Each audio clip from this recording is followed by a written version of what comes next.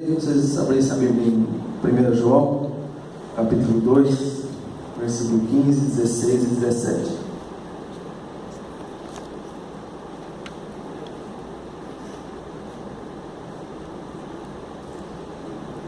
Amém? Vamos lá, ela diz assim: não amem o mundo nem as coisas que há nele. Se vocês amam o mundo, não amam a Deus, o Pai. Nada que deste mundo vem do Pai. Os maus desejos da natureza humana, a vontade de ter o que agrada aos olhos e o orgulho pelas coisas da vida. Tudo isso não vem do Pai, mas do mundo. E o mundo passa, com tudo aquilo que as pessoas cobiçam, porém aquele que faz a vontade de Deus vive para sempre. Irmãos, por incrível que pareça, hoje eu sou um milagre vivo de Deus. Vocês viram o acidente. E só para completar aqui, eu vou aqui em Salmo 116, vocês não precisam abrir. No 8 diz assim: Deus me livrou da morte, fez parar as minhas lágrimas e não deixou que eu caísse na desgraça. Irmãos, para que vocês entendam um pouco da minha história, eu preciso voltar um pouco. Preciso voltar lá quando eu tinha mais ou menos, talvez a idade de alguns de vocês aqui, um pouco mais novo. Eu sempre fui uma criança, um adolescente, um jovem que gostou muito da rua. Na minha época, na verdade, esse novo centro aí, que hoje é prédio, avenida, túnel, ali era pura terra e a gente brincava ali de soltar pipa na terra, jogava bola na rua. Eu sempre gostei muito da rua. E a rua é o seguinte: quando se tem um equilíbrio, quando tem um controle ali, não tem problema nenhum. Só que o problema é que quando o tempo foi passando e eu um pouco mais velho, e alguns amigos meus tomaram uma decisão que é uma decisão muito errada, pararam de estudar e começaram a trabalhar. E eu vendo aquilo, eu queria conquistar algumas coisas também. Eu decidi simplesmente parar de estudar e começar a trabalhar. Na época eu lembro que eu trabalhava meio período, que eu estudava de manhã. Eu ganhava R$5 por dia trabalhar. Ou seja, que eu pensei, eu tive uma ótima ideia, né, no caso. Falei, se eu trabalhar o dia inteiro eu vou ganhar 10. Se eu trabalhar de segunda a sábado, vai dar uns 240 por mês, pronto. Para que eu vou estudar? Estou rico, R$240 por mês. E eu decidi parar de estudar. É uma decisão que eu não aconselho ninguém, porque hoje eu estou, na verdade não posso dizer nem colhendo, né? Porque a gente colhe o que a gente planta. Eu não plantei nada, então não estou colhendo nada. Então a minha vida hoje, eu me arrependo muito. É uma decisão muito errada essa de... Até um conselho que eu tenho para dar para vocês. Eu não sei a situação financeira de cada um aqui, mas na época que eu passava fome, minha família estava em necessidade, mas simplesmente por vaidade, por querer conquistar as coisas, eu comecei a trabalhar. E aí então o tempo foi passando, eu fui crescendo, e você na rua, você aprende algumas malícias, você está sempre na rua. Então, como eu não estudava mais, eu só trabalhava, depois do horário de expediente eu ia para a rua, ficava na rua. Como a minha casa sempre foi um ponto de encontro da rapaziada, a rapaziada sempre ia para casa, ficava na frente de casa, minha mãe ficava um pouco tranquila. Só que isso até uma certa idade. Depois, com 16 anos, eu comprei uma moto, e aí eu já não ficava mais frente de casa. E aí o pessoal na época gostava de fazer uma festinha aqui, outra ali. E aí você começa a ir. E aí tem uma frase muito interessante que o Paulinho, ele sempre diz aqui na frente, quando ele está pregando, que é aquela frase: eu acho que não tem nada a ver. Tudo começou com isso na minha vida, porque você vai numa festinha, vai no outro, e está nesse mundo. E aqui em 1 João eu acabei de ler: não amem o mundo nem as coisas que nele há. Eu era apaixonado no mundo, irmãos. Eu era de verdade. Então aí nessas festinhas você começa a tomar uma cerveja, porque você acha que não tem nada a ver. Só que na verdade, cerveja é ruim pra caramba. Eu não tomava tudo, eu só me alugava. Eu pegava uma latinha de cerveja, tomava uns 2, 3 goles, o resto eu jogava fora, só para dizer que eu estava tomando cerveja, porque todo mundo estava tomando, eu queria tomar. Só que a coisa vai ficando séria, porque a partir do momento que você ingere alguma bebida alcoólica, isso te dá isso muda o seu organismo. É álcool que está entrando no seu organismo. E devagarzinho, aquela frase, eu acho que não tem nada a ver, daqui a pouco do gole, 1 gole, 2 goles por latinha, eu estava tomando 1, 2, 3 latinhas, e a vida foi passando. Daqui a pouco eu estou fumando cigarro, estou bebendo cerveja, estou bebendo umas bebidas mais fortes, e o tempo foi passando. Daqui a pouco, eu com 17 para 18 anos, meu irmão já tinha ido para o Japão, eu decidi ir para o Japão também com a minha mãe. Inclusive eu fui no dia 13 de maio, eu faço aniversário dia 14, eu passei meu aniversário voando, cheguei lá com 18 anos, e eu cheguei lá, a gente começou a ir para as festas também, e lá meu irmão conheceu uma droga, chamada Cristal. É difícil até de ver aqui, só que ela é 10 vezes mais forte que a cocaína, 10 vezes mais forte que o crack. Parece um vidrozinho assim mesmo, você moe ela, ou você cheira, ou você fuma, e aquilo te causa alucinação, causa dependência. Porém, lá, por ser um país que a lei funciona, meu irmão sempre cabreiro, ele usava essa droga de vez em quando, porque a gente sabia que se a polícia pegasse ele, ele ia ser preso, ia ficar alguns anos preso, ia ser deportado para cá.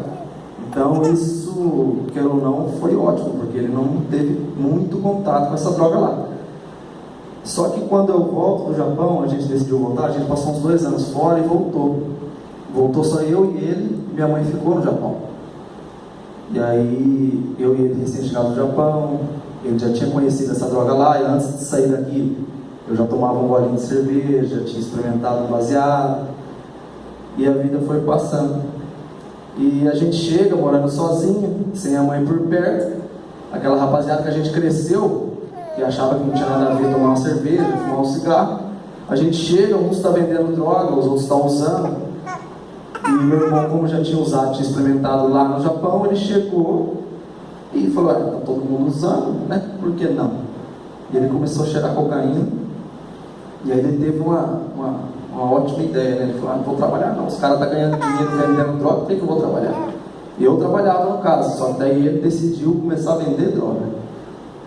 Então, eu e meu irmão, eu com 20 anos, ele com 22, completamente sem juízo, chegou com um pouquinho de dinheiro do Japão, compramos um carro, cada um, e ele começou a vender droga, só que ele mais cheirava do que vendia. Ele começou a viciar nisso de uma maneira muito forte, porque a droga é isso. Infelizmente a droga, o diabo não é bobo, irmãos. O diabo é esperto, ele vai colocando devagarzinho, daqui a pouco você vai ver, você está dependente, depois você nem viu acontecer. E nisso meu irmão foi cheirando cocaína, experimentando outras drogas, e alguns amigos meus, quando eu saí daqui, que malemar tomava uma cerveja, já estava fumando maconha, usando outros tipos de drogas também. E aí a rapaziada que a gente sempre andou, a gente cresceu junto na rua. E tudo começou aonde? Lá naquela decisão de eu parar de estudar, que eu tinha tempo para ficar na rua, eu tinha tempo para o diabo trabalhar na minha vida. Então, o tempo foi passando e daqui a pouco eu começo a viciar na droga também. Acho que não tem nada a ver só de vez em quando. Eu gostava muito de festa eletrônica, onde rola muita droga. Isso é um fato, é verdade isso. Na verdade, na época eu defendia. O povo vinha falar para mim: festa eletrônica, nada a ver. Não é assim também, mas é. Lá é liberado o negócio, você usa a droga que você quiser. E nisso eu fui me acostumando, eu comecei a fumar maconha de vez em quando, porque não tinha nada a ver. Era só final de semana, não tem nada a ver.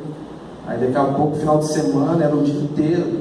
Eu sempre fui um cara trabalhador, sabe? Então eu acordava muito cedo para trabalhar, então durante a semana, nessa época eu falava: não vou usar nada, porque senão eu não consigo acordar para trabalhar.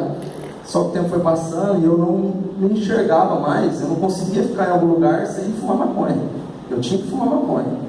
Eu estava completamente viciado, e meu irmão se afundando também na cocaína. Nossa vida começou a virar de cabeça para baixo. Tudo começou na decisão errada lá atrás, porque eu acho que não tem nada a ver. E daqui a pouco, quando eu cheguei do Japão, eu conheci, na verdade eu já conhecia antes de ir, é um amigo meu, inclusive daqui da Sião hoje. Eu cheguei do Japão, ele começou a andar comigo, ele se desviou da igreja. Não sei porquê, mas ele se desviou. Começou a andar comigo. E aí ele também, era a mesma situação que eu. Ele gostou dessa droga, ele ficou completamente viciado também. Só que por ele conhecer a palavra de Deus, uma vez por outra a gente conversava e ele falava alguma coisa de igreja e tal, mas eu não estava nem aí para isso, eu não conhecia nada. Então, daqui a pouco a gente se encontra, a gente conversando, eu falei: cara, eu acho que a gente está viciado nesse negócio. Ele falou: acho que não tem nada a ver. Eu falei: então tá. E o tempo passou, daqui a pouco a gente, já completamente perdido, a minha mãe volta do Japão. Então a minha casa já não dá mais para ser ali onde a gente usa droga, onde a gente faz as bolsinhas para vender e nada. Aí meu irmão teve uma ideia, né, brilhante. Ele foi lá e trocou o carro dele num bar. Aí, para acabar com tudo de vez, esse bar virou ponto de droga. A gente começa a se envolver com o sistema, a gente já começa a ter acesso às bocas de fumo, já começa a conhecer só gente que não presta. E nisso, antes de ir para o Japão, Deus já tinha livrado meu irmão uma vez da morte. Ele tinha arrumado uma confusão, os caras foram para matar eles lá em frente de casa. Eles descarregaram um 2,38 e uma pistola 380 em direção da minha casa. Meus dois irmãos estavam 5, 10 metros dos caras e não acertou nenhuma bala neles. Ali eu creio que foi livramento de Deus já na vida deles, só que a gente não entendia isso. E aí aconteceu tudo isso que eu acabei de falar.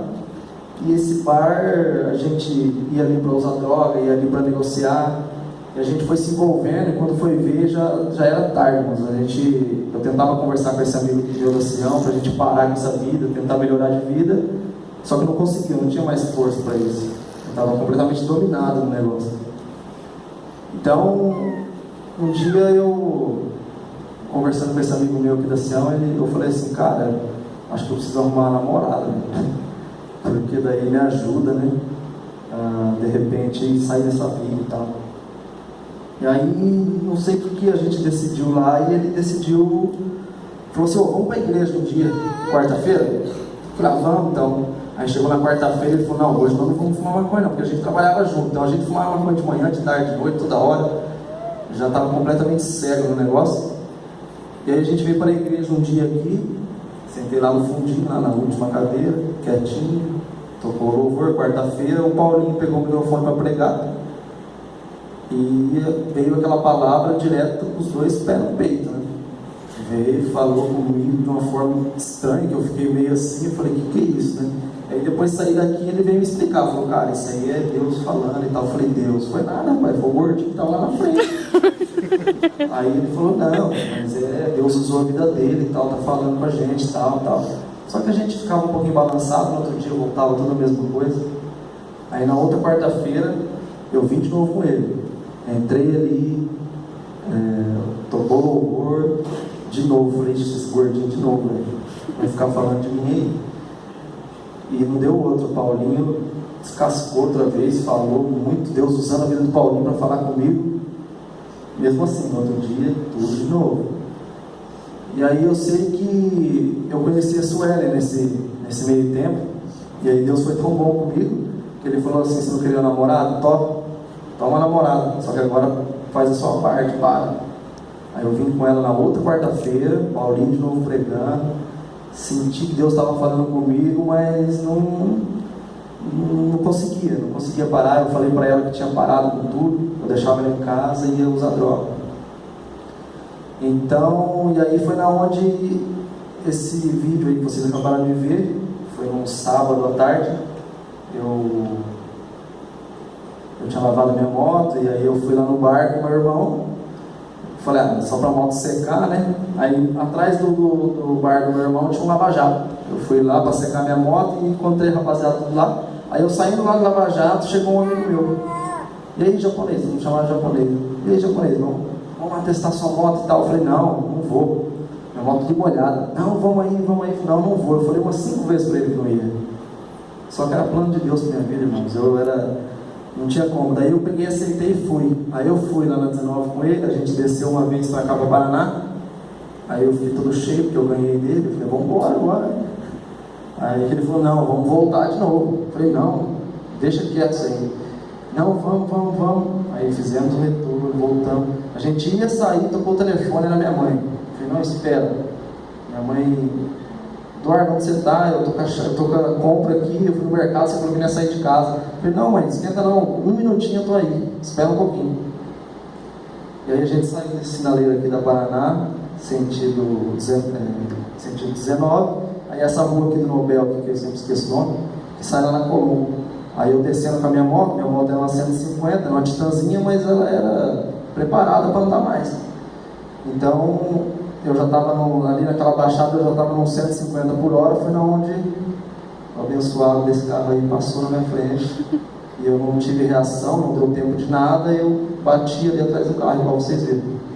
Nesse acidente eu tive fratura exposta aqui nesse braço, os 2 ossos aqui saíram para fora, tive fratura exposta aqui no fêmur, o osso também ficou com falha, minha perna direita, canela, tíbia e fíbula com falha, quebrou em 4 lugares, fratura exposta, e meu pulso direito aqui também quebrou.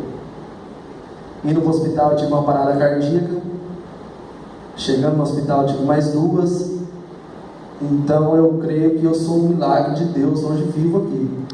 Então, quando acontece esse tipo de coisa, irmãos, quando você se depara com uma situação como essa, ali acontece quebrantamento, arrependimento, sabe? Meu irmão, ele estava no bar, ele foi me ver, e me viu daquela situação, todo mundo achou que eu ia morrer.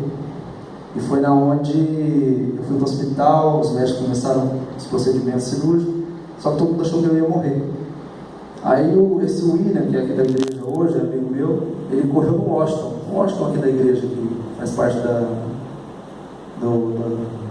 missões aqui. Aí ele correu no Washington, o Eduardo bateu, tal, cara, acho que ele vai morrer. O Washington falou assim, William, vai para casa, fica tranquilo que eu vou orar. Aí no outro dia o William voltou lá, ele falou assim, William, fica tranquilo que Deus já me falou, já me revelou que ele vai sair dessa sem nenhuma sequela. E aí foi Deus que falou, né, irmão? E nisso, no outro dia eu já acordei na UTI, né, me recuperando. E a princípio os médicos diziam que eu ia ter que ficar ali 3, 4 meses no hospital, com 20 dias eu estava em casa.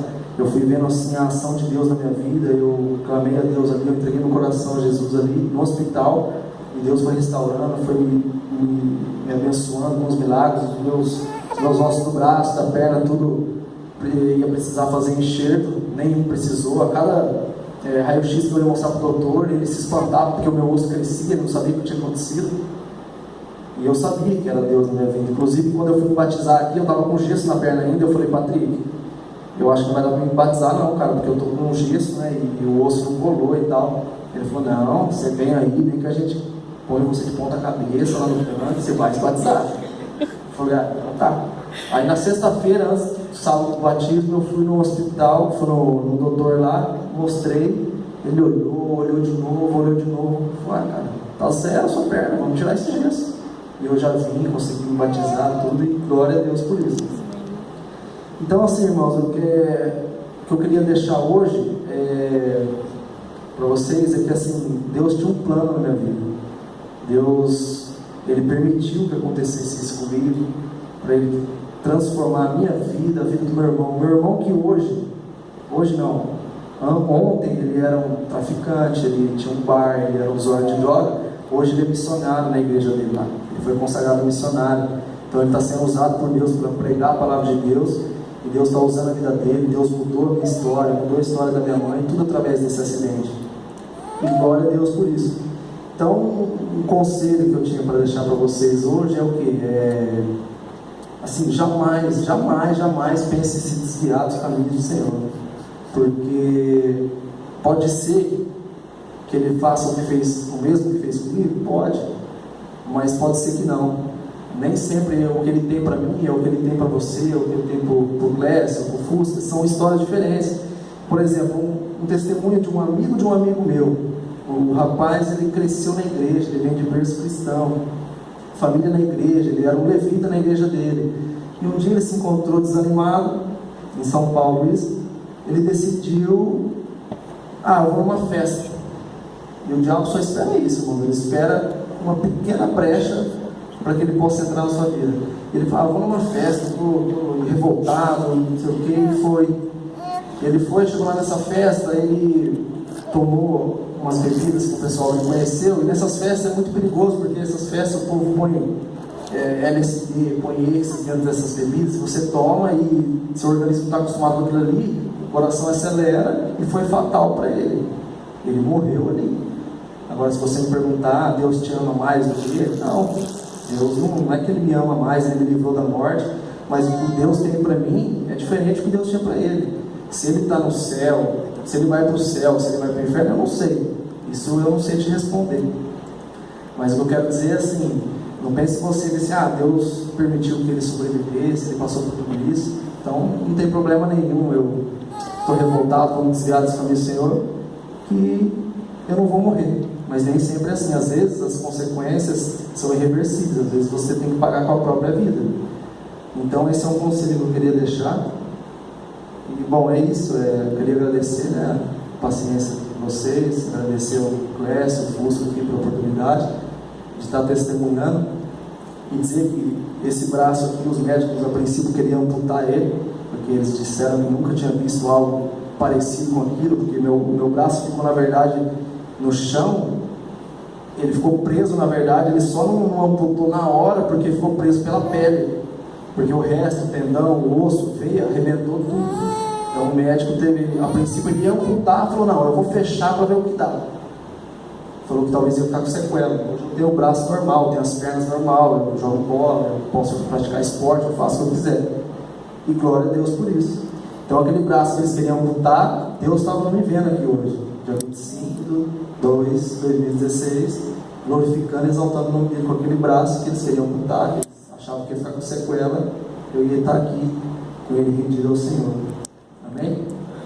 E agora, para encerrar, tem um vídeo aí que é uma música, na verdade, é um conhecido meu que é uma música que fala bastante sobre isso que eu contei agora. Ele era um rapaz do crime também, é um cara que se transformou, ele está sendo usado por Deus agora com suas músicas. Preste atenção nessa música, irmãos, que com certeza vai falar um pouco com você aqui sobre as consequências de você, de repente, quiser sair dos caminhos de Deus aí. Amém?